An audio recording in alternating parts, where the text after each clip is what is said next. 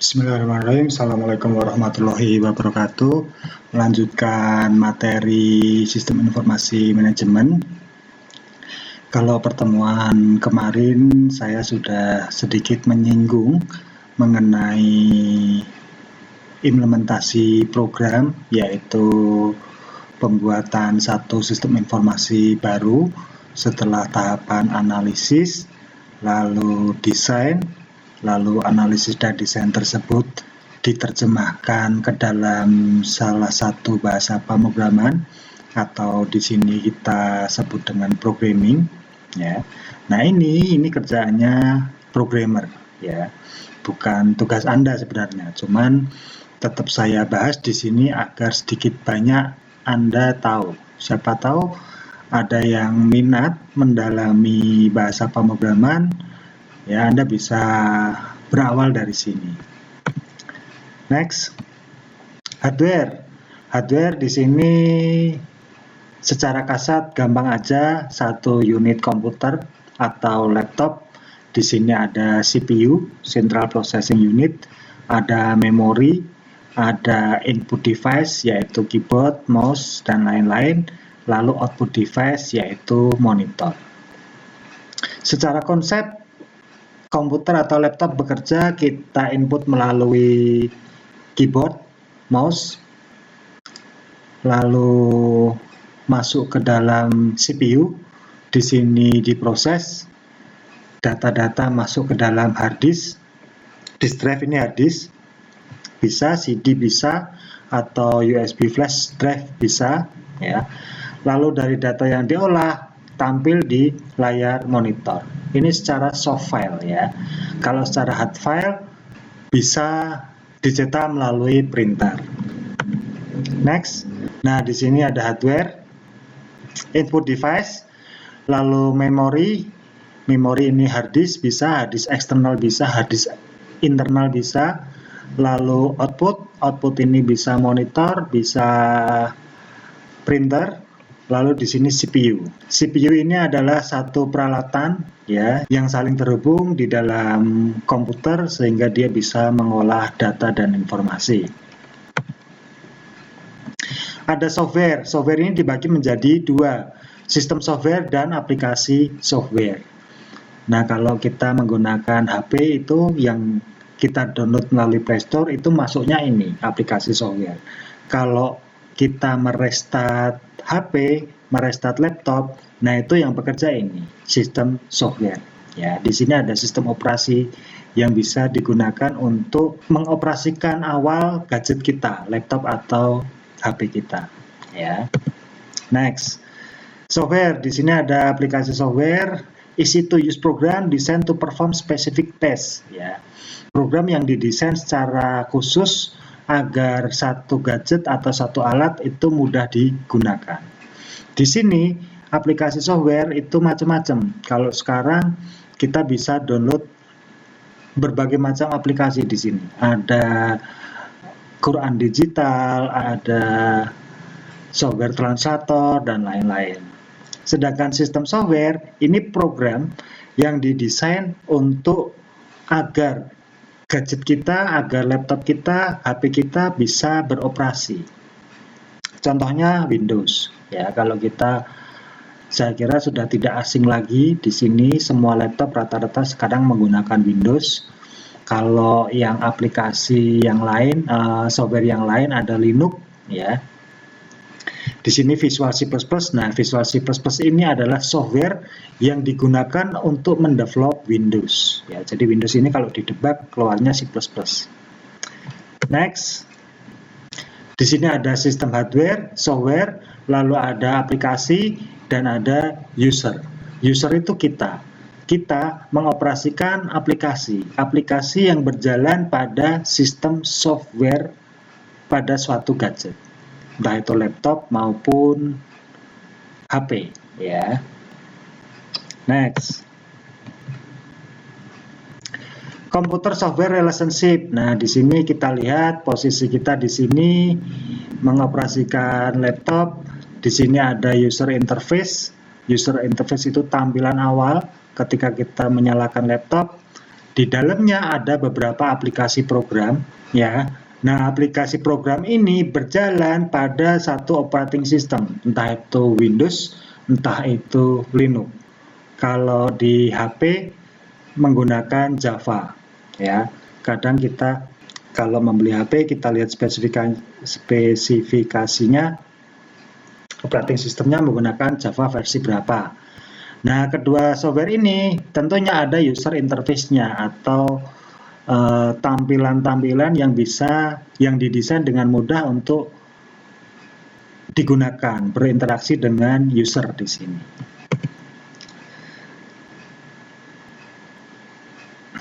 Nah, di sini ada basic input output service atau BIOS, di sini hardware. Nah, aplikasi program ini harus didukung dengan hardware yang mencukupi spesifikasinya.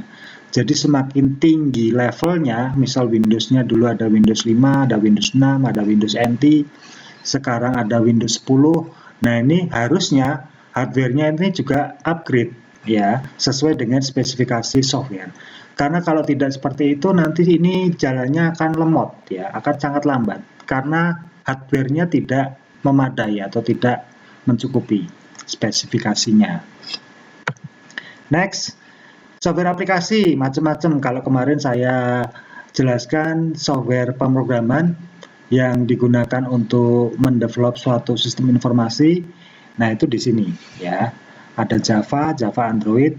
Nah, kalau di atasnya ini ada aplikasi perkantoran.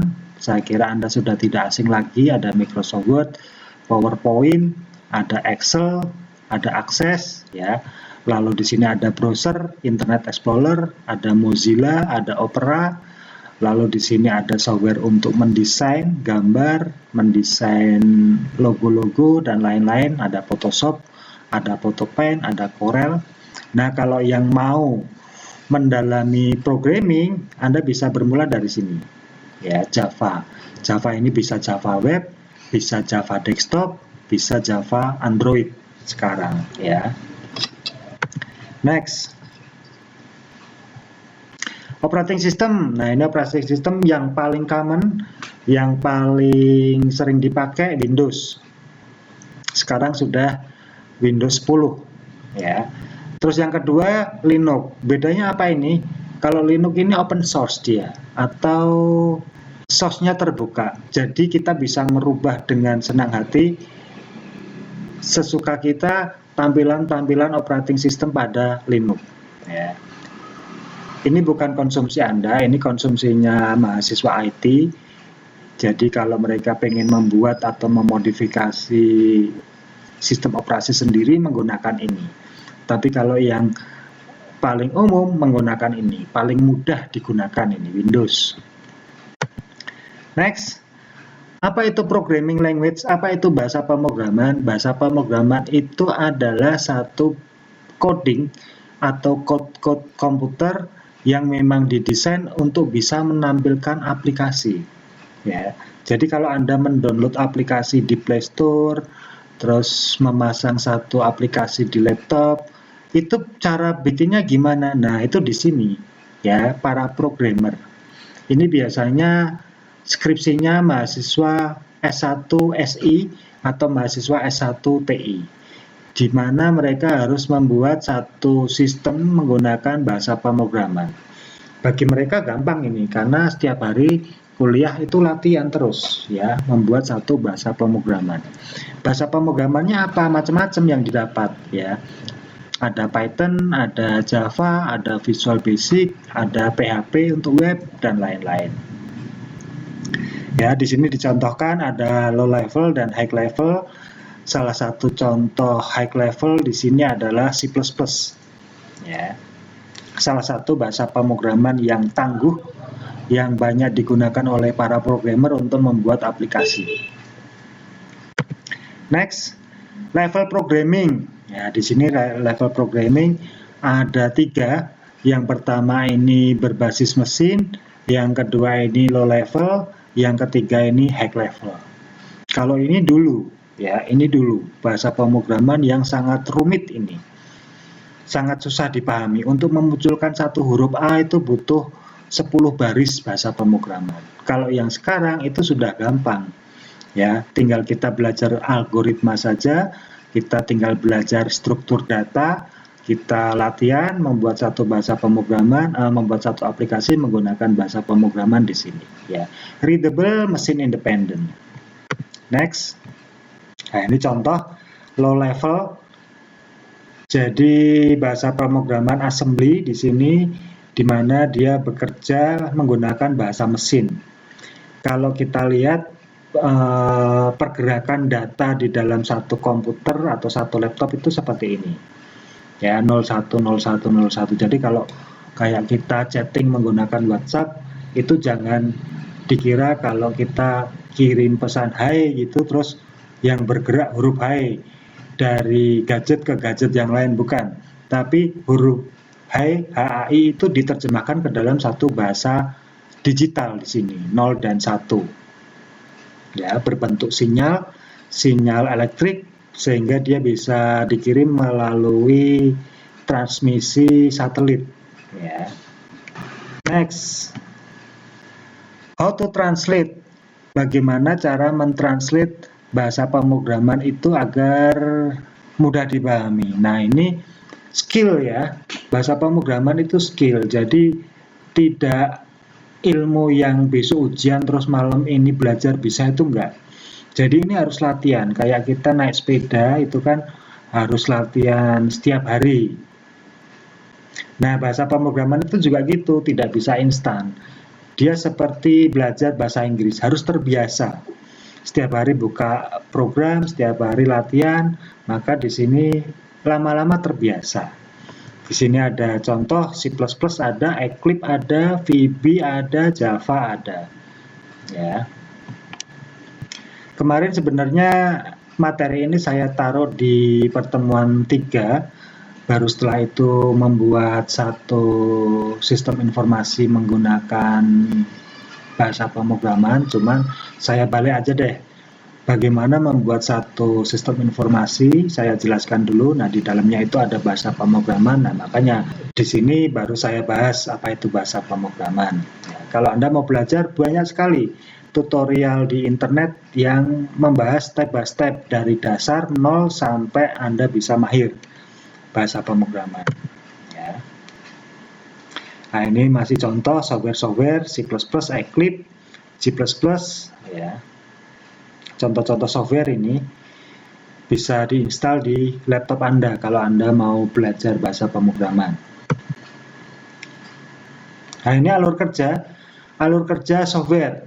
Di sini ada source code yang kita ketik, yang kita tulis, ya, bahasa pemrograman. Lalu source code ini dikompil menjadi suatu file yang siap dijalankan. Nah, di sini menciptakan file-file tambahan, ada library, ada object file, dan lain-lain, lalu di-load, lalu di-execute. Nah, execute ini itu program sudah running, ya, sistem informasi sudah running, seperti Tokopedia, Bukalapak, ketika kita akses dari HP, nah itu di sini, ya, execute. Lalu di sini dikontrol, dievaluasi, kalau masih ada trouble atau error, dikompil ulang, ya, atau dibenahi source code programnya. Next, integrated development environment combine all the capabilities that a programmer would want while developing software. Nah, di sini ada satu paket software, ya, dicontohkan di sini Visual Studio, di mana di situ sudah ada editor, compiler, linker, loader, debugger, dan viewer. Jadi bahasa pemrograman itu dia ada paket-paketnya. Seperti kita menginstal, mau belajar Visual Basic, nah itu yang diinstal Visual Studio. Nanti software-software bawaan Visual Basic yang bisa mendukung aplikasi tersebut otomatis terinstal di sini. Jadi jangan menginstal hanya Visual Basic tok atau Java tok, tapi software-software pendukungnya tidak diinstal. Nanti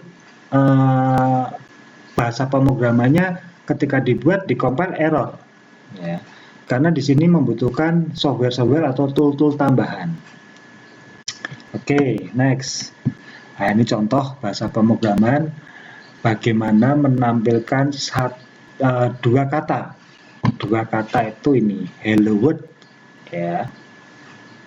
Ini biasanya kuliah pertemuan pertama dasar, mahasiswanya masih nol, belum tahu apa-apa, lalu kita coba untuk menampilkan dua kata ini di laptop ya, di komputer.